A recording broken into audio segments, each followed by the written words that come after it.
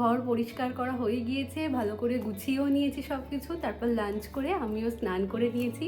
ওদিকে বড়দিরাও বেরিয়ে পড়েছে, ওখান থেকে 1.5 ঘন্টা মতন সময় লাগবে। তাই আমি যাব এবার, একটু নাগেটস ভাজবো ভাবছি বাচ্চাগুলোর জন্য, আর একটু জল মিষ্টির ব্যবস্থা করব। অনেকটা দূর থেকে তো ওরা আসছে, সেই হয়তো খিদে পেতে পারে। আজকে আমি ছুটি নিয়েছি, কিন্তু রাজার অফিস চলছে, তবে ও আজকে অফিস যায়নি, ওয়ার্ক ফ্রম হোমই করছে। চলুন, চলে এসেছি রান্নাঘরে। আজকে একটু স্পেশাল কিছু বানাবো ভাবছি।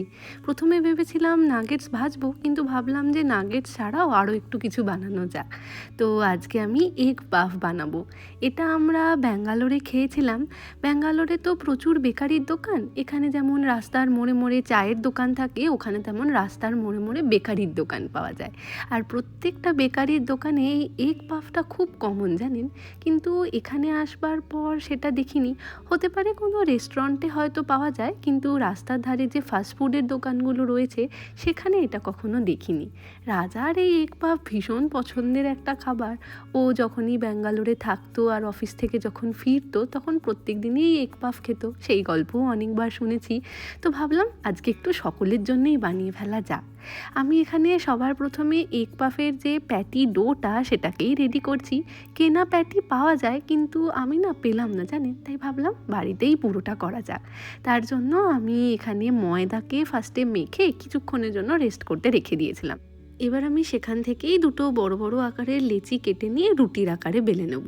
চাকি বেলনাতেও বেলা যেত, কিন্তু যা বড় বড় লেচির আকারগুলো হয়েছিল তাতে মনে হচ্ছিল পুরোটা চাকিতে ধরবে না, একটু পাতলা করে তো বেলতে হবে। সেই জন্য আমি কিচেন স্ল্যাবটাকেই ভালো করে ধুয়ে মুছে পরিষ্কার করে তার মধ্যেই বেলে নিয়েছি। এবার এইভাবে আমি এক একটা লেয়ার করতে থাকবো, আর তার মধ্যে বাটার মাখাতে থাকবো। আমি এই বাটারটাকে মাইক্রোওভেনে ওই 30 সেকেন্ডের মতন দিয়ে মেল্ট করে নিয়েছিলাম, তাতে মাখাতে বেশ সুবিধা হয়। তো পুরো লেয়ারগুলো তৈরি হয়ে যাবার পর একটা বেকিং পেপারের মধ্যে এটাকে ভালো করে মুড়ে ফ্রিজে ওই 1 ঘন্টার জন্য রেখে দিতে হবে। তবে নর্মাল ফ্রিজেই রাখবো, ডিপ ফ্রিজে রাখবো না, কারণ তাতে আবার শক্ত হয়ে যাবে। 1 ঘন্টা হয়ে গিয়েছে, ডোটাকে ফ্রিজ থেকে নিয়ে চলেও এসেছি। আর এর মধ্যে বাটারটা খুব ভালো করে অ্যাবসর্বও করে গিয়েছে। এবার আমি আবার এটাকে একটু পাতলা করে বেলে নেব। তার জন্য স্ল্যাবের মধ্যে একটু ময়দা ছিটিয়ে দিচ্ছি, যাতে বেলতে খুব সুবিধা হয়।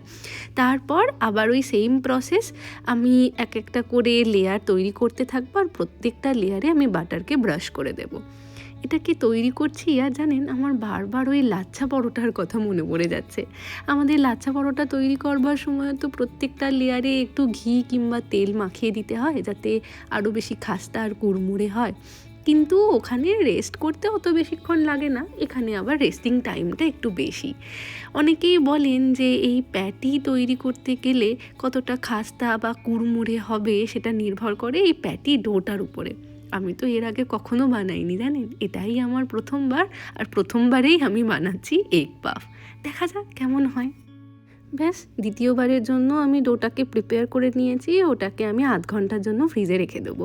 ততক্ষণ আমি এখানে এগ পাফের মশলাটা তৈরি করব। তার জন্য তেলে আমি অল্প পরিমাণ সর্ষে ফোড়ন দিয়েছি, আর দিয়ে দিয়েছি কেটে রাখা পেঁয়াজ। তার মধ্যে অল্প নুন, হলুদ গুঁড়ো, লঙ্কার গুঁড়ো, জিরে গুঁড়ো, ধনে গুঁড়ো, যা যা মশলা দিলে আর কি ভালো লাগে। একটু এই মশলার সাথে সমস্ত জিনিসটা ভাজা ভাজা হয়ে এলে আমি দিয়ে দিচ্ছি টমেটো কেচাপ। আপনারা চাইলে কুচো টমেটোও দিতে পারেন, তবে আমার আবার কেচাপের স্বাদটা এর মধ্যে বেশি ভালো লাগে, তো সেই জন্যেই দিলাম।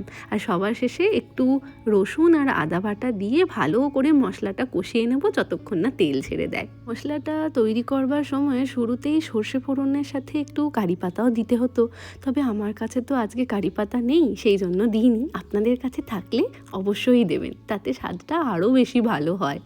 এই কেরালার এগ পাফে সব সময় আমি দেখি ওনারা কারি পাতা ব্যবহার করেন, আর তাতে বেশ ভালোও লাগে, জানেন। মশলাও তৈরি হয়ে গিয়েছে, ওপাশে কয়েকটা ডিমকেও সিদ্ধ করতে দিয়ে দিয়েছি, আর ততক্ষণ আমি ফ্রিজ থেকে প্যাটি ডোটাও নিয়ে চলে এসেছি। এটার মধ্যে দেখছি বাটারটা খুব ভালোভাবে অ্যাবজর্বও হয়ে গিয়েছে। এবার এটাকে পাতলা করে বেলে নিয়ে একটা ধারালো ছুরির সাহায্যে ছোট ছোট চৌকো করে কেটে নেব। প্রথমে যখন টুকরোগুলো কাটছিলাম তখন ভালো করে বুঝতে পারিনি, জানেন। তাই একেবারে ছোট কেটে ফেলেছিলাম, তাই পরের বারে আবার একটু বড় করেই কাটছি।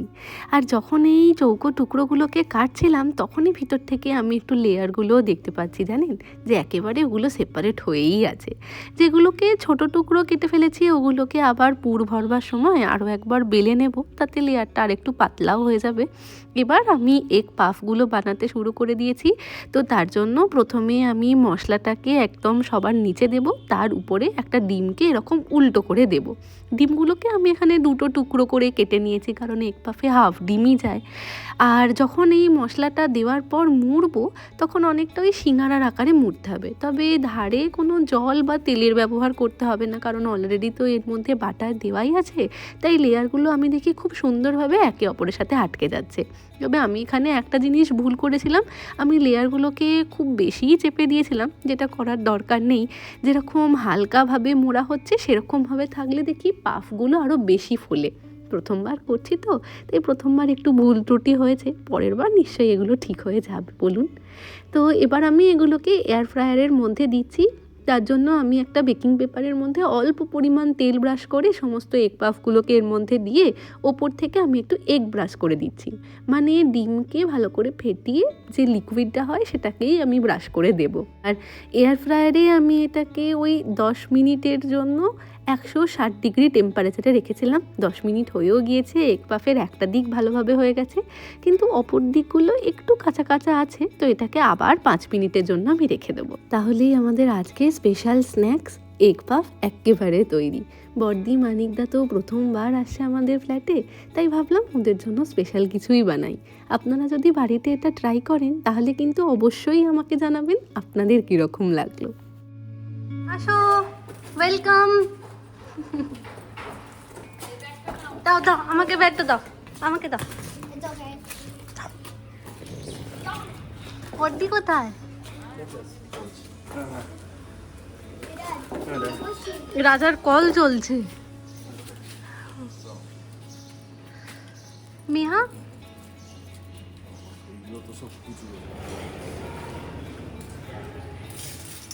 সবাই আসছে, সমস্ত জিনিসপত্র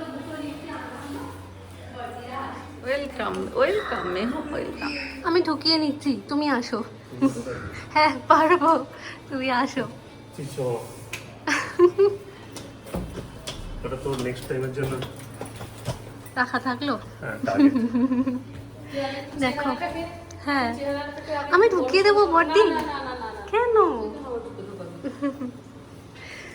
আমাদের 3 কুঠুরির ঘরে ওয়েলকাম। ভালো টাইমেই আমার এগ পাফগুলো বানানো হয়ে গেছে। ওরা আসলে ওদেরকে আমি সঙ্গে সঙ্গে ওই স্ন্যাক্সটা দিয়েই বসাতে পারবো ভেবেছিলাম। ভালো সময়ই তৈরি হয়ে গেছে বলুন। এবার আমি চলে এসেছি একটু মিষ্টি সাজাতে। এই মিষ্টিগুলো চিনতে পারছেন? এগুলো সেই যেগুলো মা নিয়ে এসেছিল, সেই নলেন গুড়ের মিষ্টি। আপনারা অনেকেই এর নাম বলেছেন জলভাড়া, আবার অনেকে বলেছেন গুড়ের কলস। তো ঠিক নামটা আমিও সত্যি জানি না, তবে সত্যি এটাকে কলসের মতন দেখতে, আর ভিতরে নলেন গুড় আছে, তো গুড়ের কলস নামটাই বেশ ভালো লাগছে। আর এখানে আমি একটু বাচ্চাদের জন্য চিকেন নাগেটস ভেজে নিচ্ছি। দিদি মাইকদের জন্য চা বিস্কিট।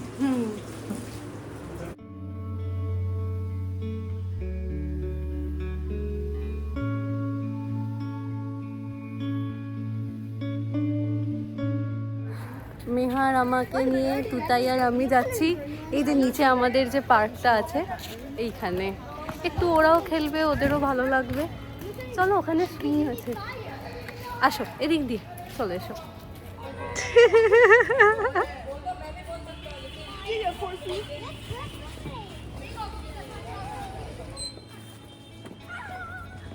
ওরে বাবা, ওই অত উপরে উঠিস না, তুই পড়বি।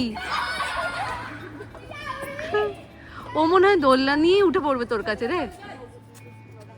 রামা পড়ে যাবে স্লিপ খেয়ে।